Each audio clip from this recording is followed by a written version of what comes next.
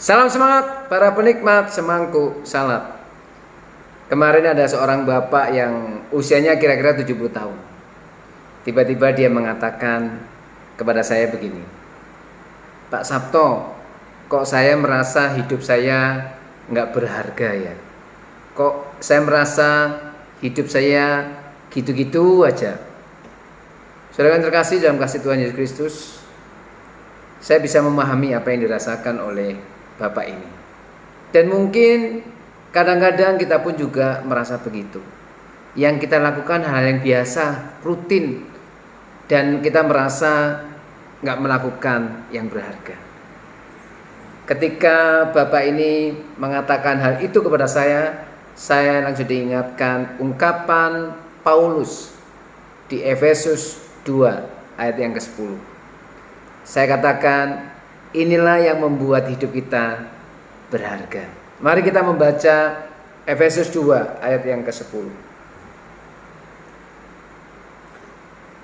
Begini bunyi firman Tuhan, karena kita ini buatan Allah, diciptakan dalam Kristus Yesus untuk melakukan pekerjaan baik yang dipersiapkan Allah sebelumnya.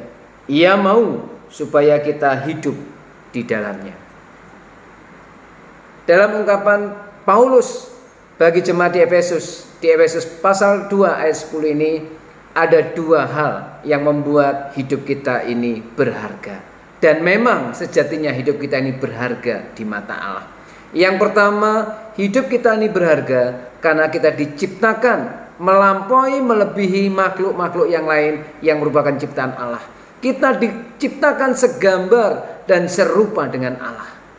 Dan kita pun ditebus oleh darah anak Allah sendiri, yaitu Tuhan Yesus Kristus, melalui pengorbanannya di atas kayu salib yang rela mati untuk menebus dosa saudara dan dosa saya. Dan kemudian setelah dia bangkit pada hari yang ketiga, dia pun menyediakan tempat yang terindah dan kekal, yaitu surga yang mulia itu. Ini adalah hal pertama yang menunjukkan dan membuktikan bahwa hidup kita ini berharga. Dan yang kedua, yang semakin menunjukkan bahwa hidup kita ini berharga adalah kita melakukan pekerjaan-pekerjaan baik yang Tuhan telah persiapkan buat saudara dan saya, dan Allah mau kita hidup di dalamnya. Artinya apa? Hidup kita baru berharga dan benar-benar berharga, dan kita akan menemukan keberhargaan hidup kita, keberartian hidup kita ketika kita menjalani kehidupan yang telah dicipta dengan Allah, oleh Allah, ditebus oleh kasih Yesus Kristus. Kita menjalankan apa yang menjadi kehendak Allah, melakukan dan mengisi hidup kita dengan pekerjaan-pekerjaan baik yang telah Tuhan persiapkan.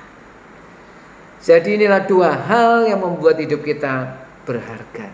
Dan dua hal ini yang saya sampaikan kepada Bapak yang mengajukan statement di awal tadi. Saat kita merasa hidup kita tidak berharga, ingatlah kasih Allah, ingatlah akan kasih Kristus, dan mulailah list daftar-daftar pekerjaan baik yang Tuhan kehendaki. Sebisa yang kita kerjakan itu dengan setia, kerjakan itu dengan tekun, dan kerjakan itu dengan sukacita. Maka disitulah kesejatian, kebermaknaan, keberhargaan hidup saudara dan hidup saya. Selamat mengisi kehidupan ini dengan hal-hal yang dikehendaki oleh Tuhan. Tuhan Yesus memberkati.